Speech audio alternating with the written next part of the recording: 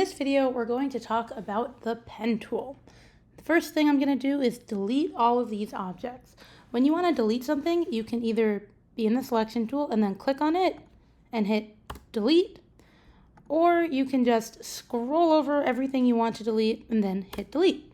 Okay, so the selection tools are definitely some of the most used tools, but the pen tool, that's probably your most powerful tool in all of Illustrator, and the shortcut for it is the letter P. Now I want to make sure that you choose the right tool, so we're looking for the pen, third tool down, not the curvature tool. Curvature tool has its uses, but it is not what we're using right now or for this project or any of our projects really.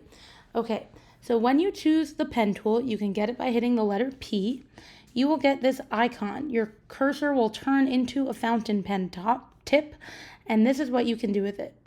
So unlike the shape tools, which give you these limited options, the pen tool lets you make any shape at all. So by dropping points, I can make anything that I want. I want to point out though, something here, that whatever your settings are in the appearance section right here, when you start using the pen tool, that's what it's going to look like when you start dropping your points. So right now we have no fill and we have a black stroke of 7. If I go into this right now and I choose red, that's going to change this because right now the shape is selected. If I want to change the settings for the next shape, I can hit V, that will get me my selection tool, click away, and now we see that the property panel has responded to the fact that we don't have a shape selected by giving us our artboard options, but that's why we have the stroke window in our panel section, so that way we don't need it to be in properties. So now I'm going to drag this open a little bit. I'm going to choose blue for my fill. I'm going to hit the stroke. So the fill is the filled in box, the stroke is the outline box. And I'm going to change my stroke to be, let's make it something that'll have contrast with blue.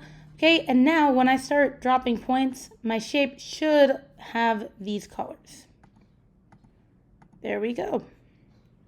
Now I also want to point out that this is an open shape right now. We can tell that it's open because the outline is only shown wherever the line is. So the line is the path, and then the object is the shape as a whole. If we want to close the shape, you're going to go back to the starting point, and do you see how there's now a circle next to, like in the corner of the cursor? Over here, no circle. Over here, there is a circle. And if you click, when that circle shows up, you'll be able to close it. I also want to show you, I just zoomed in so that way I could show you that.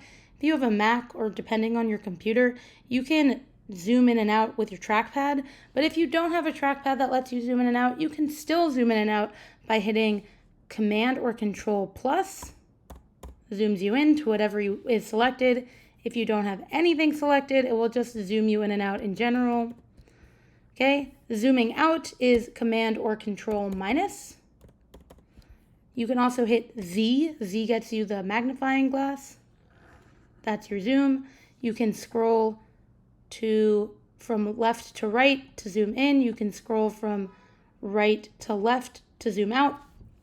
Okay, back to the pen. I'm going to hit P to get my pen tool. Right now, I've made corner points. The pen tool has different types of points, all shapes, not the pen tool. The shapes that you make can have corner points. Those are the pointy ones. They look like corners. And then we also have smooth points. So you can get smooth points by, instead of just clicking like this, okay, I'm going to delete that.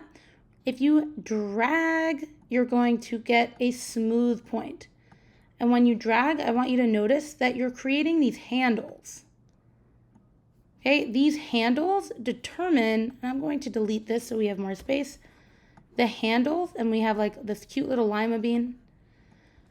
The handles determine the trajectory of your line. You're getting the curves by curving your path. So I'm going to use the direct selection tool right now because not only does the direct selection tool let you move different points, which is useful. It also lets you alter the handles. So these are called your Bezier handles. I'm just going to call them handles because it's shorter. And when you pull the handle in, it makes a less steep curve. If you pull it out, it curves it more. If you change the path, if you move it, that also will alter it. Notice that if you cross the handles, you'll start getting these warped lines. So depending on what shape you're trying to make, that's how you're going to use your handles. And we're going to talk more about the handles in the video where we talk about making hearts. But I also want to show you that you can convert your smooth points to corner points and your corner points to smooth points.